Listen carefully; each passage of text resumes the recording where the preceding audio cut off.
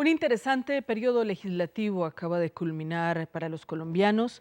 Ha sido de mucha tensión todo este tiempo en el que obviamente diversos proyectos de ley acaparaban la atención de los colombianos, no solamente por la consolidación de lo que ha sido este cese del conflicto con las FARC, sino por muchos temas que tienen que ver con la parte social y económica del país. Hoy pues nos acompaña el representante a la Cámara Vallecaucano, Heriberto Sanabria Estudillo. Con él vamos a dar una mirada a lo realizado, a sus iniciativas, a lo que deja este periodo legislativo y lo que será la expectativa de este que ya ha comenzado. Así que pues le agradecemos mucho que siempre esté en punto, pendiente de los televidentes de Ante Meridiano y que les diga sí a esta invitación que siempre le hacen. Es un gusto saludarlo. Bienvenido, representante. Muchas gracias, Carol, muchas gracias a Judy, al equipo técnico, a los televidentes de Ante Meridiano, muchas gracias. Siempre nos permiten ingresar a sus hogares a través de este importantísimo programa.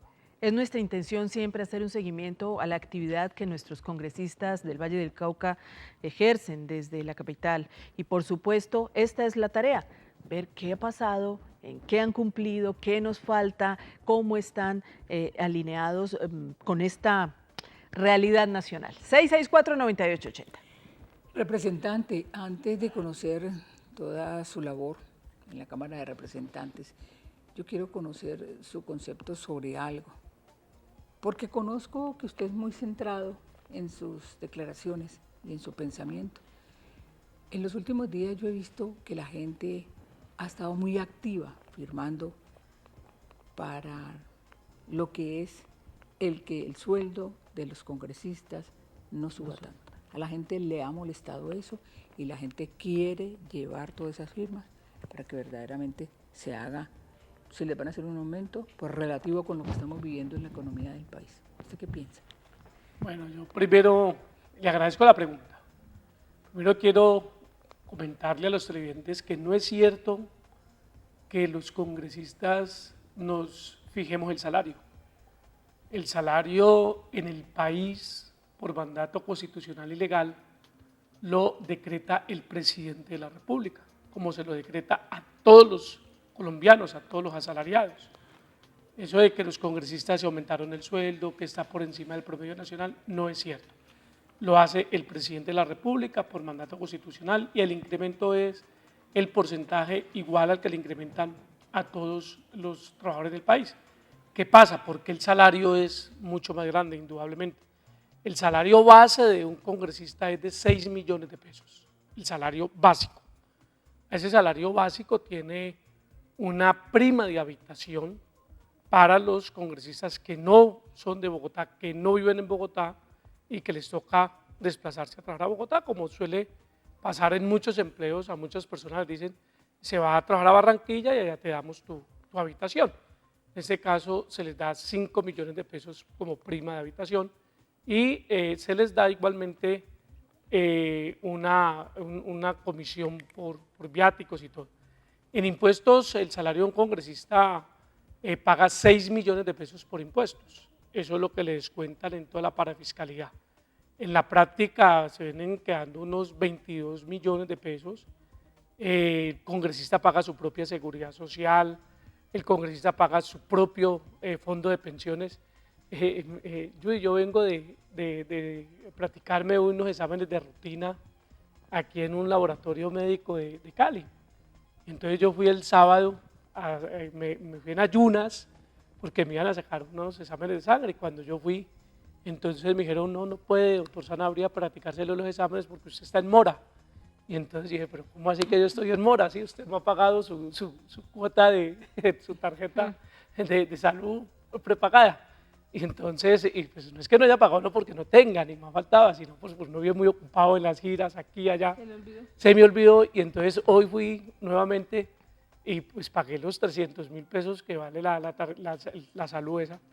Y entonces hoy me practicaron los exámenes. Simplemente quiero contar esta anécdota para que los colombianos tengan claro que los congresistas no tienen un régimen de salud especial, ni un régimen de pensión especial. Para yo poderme pensionar necesito tener 62 años de edad y 25 años de servicio con el Estado.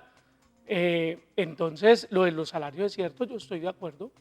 Hay que seguir, me parece que hay que rebajar. Y sacándolo de la vivienda, sacándolo de lo de los impuestos, en definitiva, ¿cuánto les queda? 18 millones de pesos. Ese es un salario. Hay una propuesta que yo la he acompañado, yo he acompañado a Claudia López y Angélica Lozano en esa propuesta, cuando presentaron el proyecto de ley. Para presentar un proyecto de ley contra la corrupción no se necesitan firmas. Yo acabo de presentar un proyecto de ley que es el proyecto de ley Serpillo no paga y no salí a recoger una firma. Me parece que es una estrategia no adecuada, muy populista, y esa ley Serpillo no paga lo que busca es cero casa por cárcel, cero rebaja de penas, muerte financiera, terminación unilateral de los contratos, y no salí a recoger firmas por el país. Ellos salieron a recoger firmas por el país para rebajar los salarios de los congresistas, pero lo que no le han dicho al país es que esas firmas tienen que ir al Consejo Nacional Electoral. El Consejo Nacional Electoral tiene que verificar si esas firmas son ciertas y son reales. Después de que se verifique la veracidad de esas firmas, debe de ir al Congreso, y de aquí que vayan al Congreso, pues vamos a estar nuevamente en marzo en un proceso electoral. Entonces, yo creo que esta es una iniciativa que es bienvenida y que no solamente va dirigida a los congresistas, sería el sueldo del presidente, sería el sueldo de todos los magistrados del país, sería el sueldo de todos los ministros, sería el sueldo de los altos dignatarios del país, el fiscal, el contralor, el procurador, de los jueces, de los magistrados de los tribunales de la región, porque todos ellos se les ha fijado el salario teniendo como base el salario de los congresistas. Entonces, si se le baja ese salario a los congresistas, se le va a bajar el salario a todos los altos funcionarios del Estado, e incluidos los jueces y magistrados del país. Entonces, vamos a ver hasta dónde avanza la iniciativa. Representante, con tanto escándalo de corrupción en nuestro país, en donde prácticamente las instituciones públicas han perdido toda credibilidad, ¿cómo se encuentra la Cámara de Representantes actualmente? ¿Y cómo queda una Cámara de Representantes cuyo presidente ha sido parte de uno de los partidos más cuestionados, precisamente por asumir representantes del cambio radical que han salido corruptos? Ese es el gran desafío que tiene Rodrigo Lara. A mí me preguntan, ¿y usted por qué en 11 años que está en la Cámara, usted por qué no aspiraba a la presidencia de la Cámara? Esas dignidades frente a una corporación tan heterogénea, tan disímil como la Cámara, es muy complejo. La Cámara, según el informe que entregó el presidente saliente, se ahorró más de 12.000 millones de pesos en gastos, pero yo creo que el gran problema que tiene la Cámara de Representantes es la disciplina y la rigurosidad con que se puedan abordar los temas del país. Por ser una corporación tan grande, 168 personas, en eso el Senado de la República es mucho más efectivo porque es una corporación más pequeña, 102 personas. Pero Rodrigo Lara tiene ese gran desafío y es demostrarle al país de que, a pesar de que él es de cambio radical, él es un tipo de persona completamente distinto, con un talante diferente, y sus hechos nos darán o nos quitarán la razón. En ese orden de ideas, su proyecto de Serpillo no paga, ¿qué tanta acogida va a tener? Bueno, pues aquí todos los políticos salen a hablar de que hay que combatir la corrupción, todos. Pues yo espero de que pasen de los pronunciamientos al voto en el Congreso, que me den el voto aprobando esta iniciativa, porque lo contrario, aquí vengo a denunciarlos y los voy a boletear por todo el país, diciendo, estos congresistas no me aprobaron una ley muy importante contra la corrupción, contra los corruptos, como es la de Serpillo no paga. Yo creo que me la van a aprobar porque en ese momento el mayor flagelo que azota el país es la corrupción.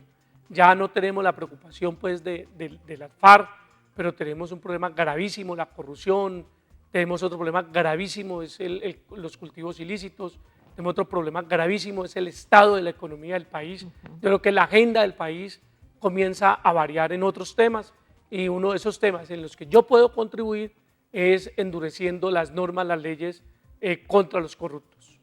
Pues por lo menos ya empezó a copiarle el fiscal general de la Nación, Muy bueno. Néstor Humberto Martínez, que el mismo 20 de julio presentó un proyecto por medio del cual se va a hacer un saneamiento total dentro de la fiscalía, ¿no? Para que se acabe tanta corrupción. Es irónico, Judy, eso es irónico, eso es uno no puede entender, por ejemplo, cómo el fiscal anticorrupción del país Terminó sea corrupto. capturado en Estados Unidos por corrupto. Mire, y yo les cuento algo, yo se lo he dicho al fiscal Néstor Humberto y se lo voy a decir el miércoles que me entrevisto con él, las quejas que uno recibe a diario de los ciudadanos de a pie, de fiscales de municipios, fiscales de esta ciudad, donde coaccionan, donde presionan, donde extorsionan por las copias de un expediente, por entregar el borrador de una resolución de acusación o absolución, donde compran o venden fallos.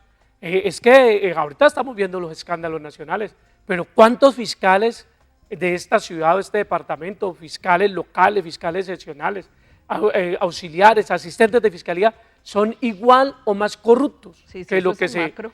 sí, entonces el Mira. problema de la fiscalía es terrible, se nos corrompió la sal.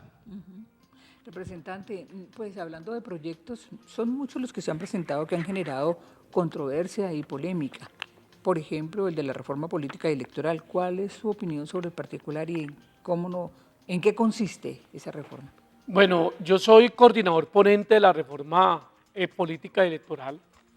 Es una reforma necesaria para el país. El viernes anterior tuvimos una reunión de ponentes con el ministro del Interior, Guillermo Rivera, en Soachoque, en Cundinamarca.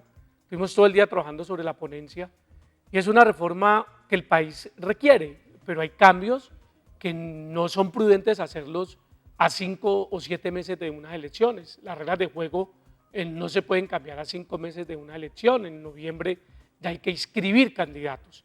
Entonces, una primera decisión que tomamos es que van a haber listas cerradas a partir de las elecciones del año 2022. Pero para que hayan listas cerradas, tiene que haber modernización de los partidos políticos, democratización de los partidos políticos, que los partidos políticos tengan consultas internas para escoger sus candidatos, porque lo contrario sería regresar al bolígrafo, a los dueños de los partidos, a las maquinarias familiares, empresariales. Entonces, lo primero que hay que hacer es obligar a los partidos que hagan consultas internas, democracia interna, para poder confeccionar sus listas. Eso no lo podemos hacer de aquí a marzo, entonces, por eso la lista cerrada va a operar en el 2022. Otra es la responsabilidad de los presidentes y de los gerentes de los partidos, responsabilidad penal, la responsabilidad disciplinaria. ¿Por qué? Por avalar candidatos inhabilitados, por avalar candidatos encartados con la justicia, sanciones por volarse los topes de financiación. También viene un tema fundamental aquí y es la financiación de la política. Yo he venido insistiendo, mire, aquí este es un país de mojigatos y aquí nos tenemos que decir la verdad. ¿Cómo es eso que le dicen al país que a una campaña del Senado no puede superar 700 millones de pesos de presupuesto? No, eso es una mentira. Si el alquiler de una sola valla mensualmente vale 5 millones de pesos y son 3 meses que permiten esas vallas, y si uno va por todo el país ve innumerables de vallas promocionando candidatos. Un mero aviso en un periódico, como el periódico nuestro, el regional aquí, un domingo vale 20 millones de pesos, es un avisito pequeñito, 5 millones, y uno ve candidatos que publicitan 3 o 4 meses seguidos, una gran mentira. Y aquí todavía siguen habiendo dineros mal habidos por debajo de la mesa en las campañas. Aquí siguen habiendo dineros mal habidos que están financiando las campañas y están financiando la política. Por eso yo he sido amigo del voto obligatorio. Por eso yo soy amigo de que el Estado asuma la financiación de las campañas. Y se aprobó y se acordó algo muy importante, y es que el Estado garantice el transporte gratuito el día de las elecciones, que se prohíba las dádivas, que se prohíba las ofertas, porque de lo contrario en este país hay gente muy buena, muy capaz, que podría llegar al Congreso, al Consejo, a la Asamblea, que podría llegar a los cargos, pero que no tienen esos padrinos de dudosa reputación o que no tienen esos poderes económicos que les permitan invertir 1.000, 2.000 o 3.000 millones de pesos en una campaña, pues nunca van a llegar a esos espacios de representación. Entonces, trabajamos en esa reforma también en la financiación. Igualmente, acordamos en una propuesta que yo gracias a Dios ahora se va a aprobar porque a mí me han derrotado en 2 ocasiones en esa propuesta, y es limitar la reelección indefinida a los congresistas. Ya hubo un primer acuerdo con los ponentes y es que máximo una persona pueda ser reelegida 3 periodos en una corporación, 3 periodos en el Senado, 3 periodos en la Cámara, o 3 periodos en la Asamblea, o 3 periodos en el Consejo, pues para permitirle a otras personas de que puedan llegar a esos espacios de participación democrática. Sí, hay mucho incrustado en las instituciones. Eternizado, sí. Tornillos. Representante, pues en el pasado paro cívico en el distrito de Buenaventura se evidenció la situación crítica con la que ya no pueden más nuestros queridos bonaverenses. Muchas las exigencias de los habitantes frente a sus necesidades, muchos querían ser escuchados por el gobierno. Desde la Cámara de Representantes, ¿qué se hizo para ayudar y mitigar la problemática de Buenaventura? Bueno, yo tengo que registrar hoy con mucha preocupación, pero con mucha preocupación, que el gobierno nacional no presentó el proyecto de ley con el que se comprometió con la gente de Buenaventura, con el Comité del Paro de Buenaventura, se comprometió con nosotros el gobierno nacional, con los vallecaucanos, con el país entero, a que el 20 de julio presentaba un proyecto de ley para crear el Fondo Autónomo Económico para Buenaventura. Ese patrimonio autónomo para Buenaventura no presentó el gobierno nacional el proyecto de ley. Mañana en la plenaria de la Cámara voy a auscultar, voy a preguntarle al gobierno por qué no ha presentado ese proyecto. A Buenaventura no se le puede seguir haciendo conejo, a Buenaventura no le pueden seguir mintiendo. Entonces, esperemos de que esta semana el gobierno radique ese proyecto de ley de ese fondo, de ese patrimonio autónomo, nosotros que hemos entregado, la ley 1617, la ley de distritos. Por amor a Dios, señor gobernadora, señor alcalde de Buenaventura, señor ministro del Interior, señor ministro de Hacienda, señor presidente, ahí está la ley 1617, la ley de distritos. Por favor, cúmplanla, que si ustedes la cumplen, muchas de esas peticiones que hizo la gente de Buenaventura seguramente hoy no tendrían vigencia. No le mamen más gallo a la aplicación, al cumplimiento de la ley 1617, que le permite a Buenaventura tener un estatus diferente, un estatus igual al de Barranquilla, al de Santa Marta, al de Cartagena, al de Bogotá, que también son distritos especiales. Y esto lo tienen que arreglar rápido porque ya se están oyendo voces de un nuevo paro y eso es lo que puede suceder. Representante, tampoco nos pueden seguir haciendo conejo con la salud. Es que no nos atienden rápidamente, es que no está la cita, es que no están los médicos, es que no se le ha pagado a la clínica y entonces por eso no hay atención para el usuario y la gente se está muriendo en las puertas de los hospitales. ¿Qué ha podido hacer usted como representante? El sistema de salud en Colombia colapsó. Tenemos un sistema de salud quebrado, totalmente quebrado. Al país no se le ha dicho la verdad, este es un país quebrado. Este es un país que tiene una economía supremamente frágil. Tenemos un atraso en inversiones de más de 3 años. Alcaldes, comunidades esperando inversiones y les han dilatado la inversión, les devuelven los proyectos. Y la verdad es que el país es un país económicamente dependiente del tema petrolero. Nosotros no hemos incentivado otras formas de generarle ingresos al Estado colombiano. Y el sistema de salud en particular está tercerizado, completamente tercerizado. Tenemos el tema de las EPS, de las IPS. Las EPS no les transfieren a los hospitales la plata a tiempo, el Estado no le transfiere a tiempo la plata a las EPS. Conozco casos de EPS que están prácticamente quebradas, endeudadas, hipotecadas con los bancos porque el Estado no les transfiere. Tenemos un sistema muy, muy obsoleto. Aquí se ha venido diciendo que el mejor sistema en el mundo, el mejor sistema en salud es el canadiense. Qué bueno que nosotros pudiéramos replicar ese modelo que hay en Canadá y poderlo traer a Colombia. Yo leí al ministro Alejandro Gaviria, al ministro de la Salud, en una entrevista con Marisabel Rueda y le preguntaba a ella que cuál era su mayor frustración. Entonces el ministro le decía, ahora que tengo cáncer, mi mayor frustración es saber que hay muchos ciudadanos que tienen cáncer y que están en mis zapatos y que yo no me puedo poner en los zapatos de ellos porque yo tengo el privilegio de que me atiendan rápidamente, decía el ministro. ¿Cuántos colombianos que tienen cáncer hoy tienen que deambular de hospital en hospital?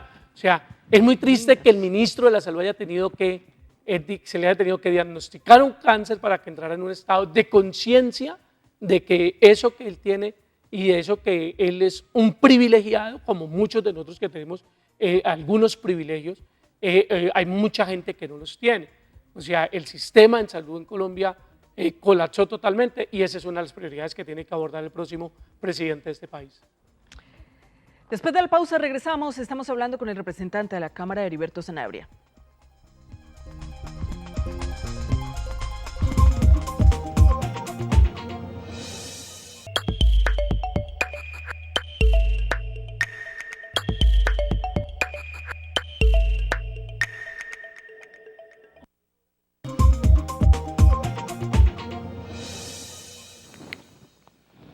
Estamos haciendo un balance de los principales temas que han trascendido en el país y también que tienen relevancia en el Congreso de nuestra nación con el representante de la Cámara, Heriberto Sanabria. 664-9880. Doctor Sanabria, si de pronto pues los gobernadores de turno no le han podido ayudar a su Florida del Alma, de donde fue usted alcalde también, y los municipios cercanos como Pradera, como Candelaria, ¿qué tanto ha podido hacer usted hacer en la Cámara de Representantes en materia de infraestructura, de salud, vías?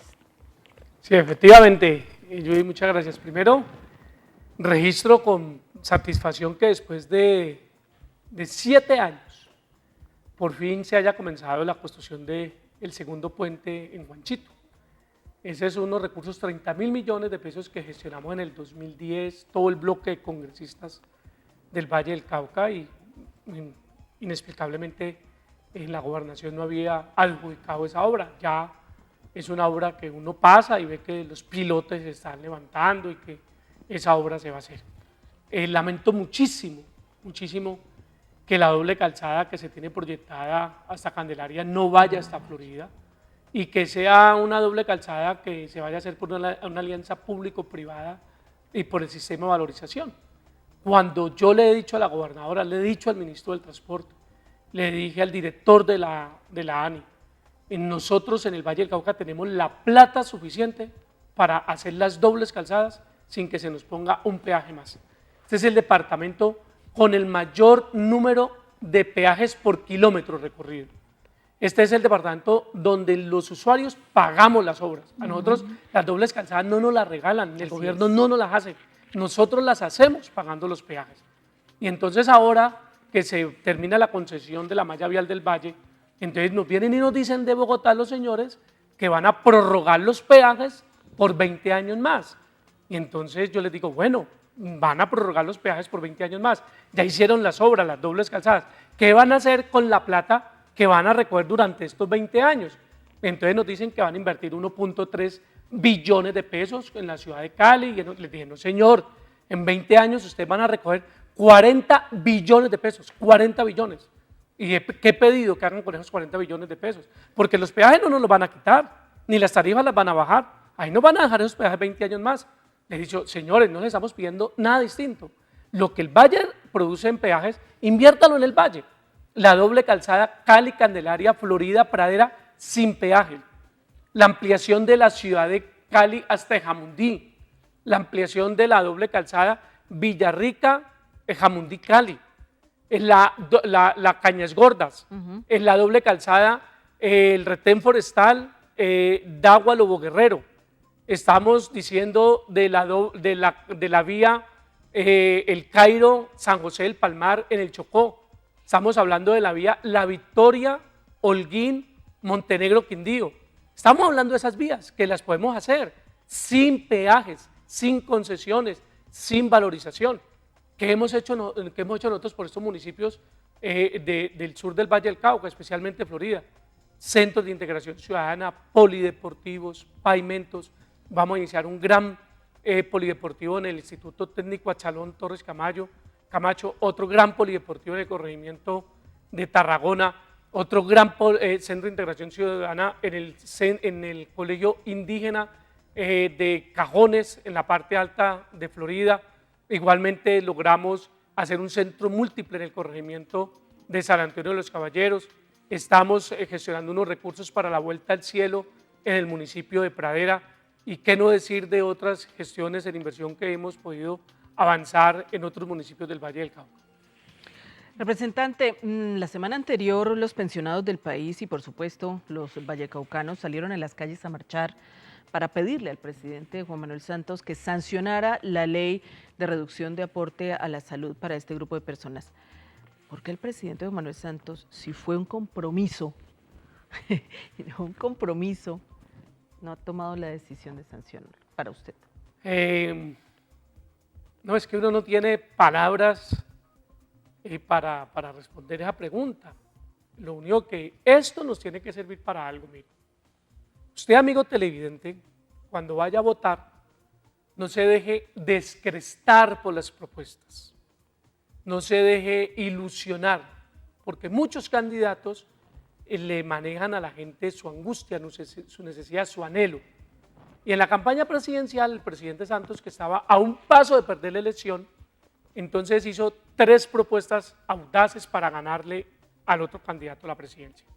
La primera propuesta que hizo el presidente Santos era que el acuerdo de la paz lo iba a someter a un referéndum ciudadano y que el resultado de ese referéndum lo iba a respetar. Efectivamente, lo sometió al referéndum, pero no respetó el resultado. Segundo, le dijo a los pensionados de Colombia de que les iba a bajar del 12% al 4% los aportes en salud. Nunca el gobierno presentó ese proyecto, nunca. Fue una iniciativa del Congreso.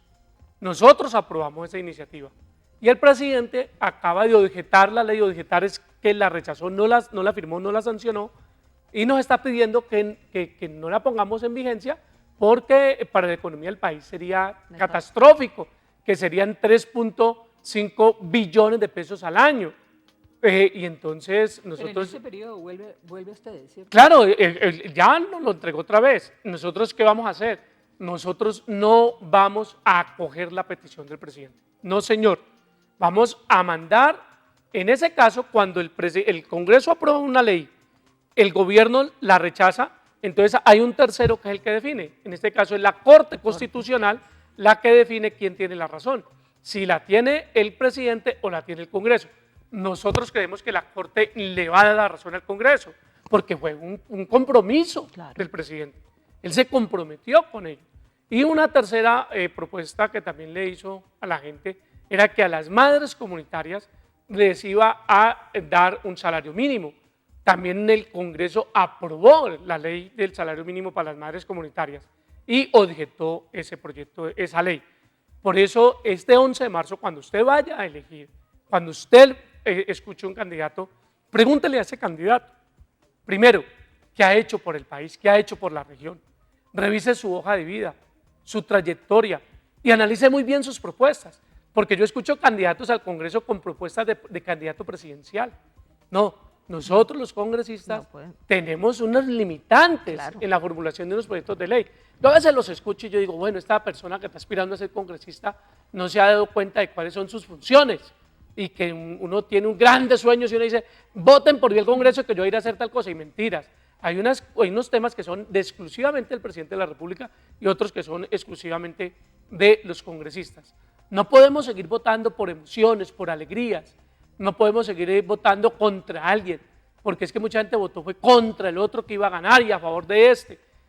Tenemos que votar a conciencia, no podemos seguir votando por un tamal, por una caja de lechona, no podemos seguir votando por una botella de aguardiente, por un puñado de monedas. No se haga ese daño, que es la plata que le hace falta a la salud. El 40% de los niños con cáncer en Colombia mueren, el 40%, mientras en el mundo el 80% se salvan. Esas estadísticas son muy graves y entonces la gente se queja del Congreso, pero son ustedes los que eligen el Congreso, son ustedes, no se queje más, aprenda a votar, vote bien. Yo a lo mejor no soy el mejor, no soy el único, pero conmigo hay gente que yo creo que hace una labor decorosa en el Congreso. Allá no todo el mundo es corrupto, allá no todo el mundo es bandido, allá no todo el mundo es malo, ¿no? Allá también hay gente buena. Es importante que revisen la gestión. Yo por eso les estoy entregando a los colombianos un informe de gestión. A todo el país les estoy entregando un informe de gestión de lo que he hecho en mi página www.heribertosanabria.com. Ahí usted encuentra mi informe de gestión, porque para eso me eligieron, para eso me pagan. Y mi obligación, ¿cuál es? Entregarle un informe de gestión. Los políticos casi no les gusta entregar informe de gestión. A los congresistas, a los diputados, a los concejales, no les gusta casi entregar informe de gestión. Yo hoy le estoy entregando al país un informe de gestión para que me evalúen. Y si usted cree que he hecho bien la tarea, pues déme la oportunidad de seguirla haciendo.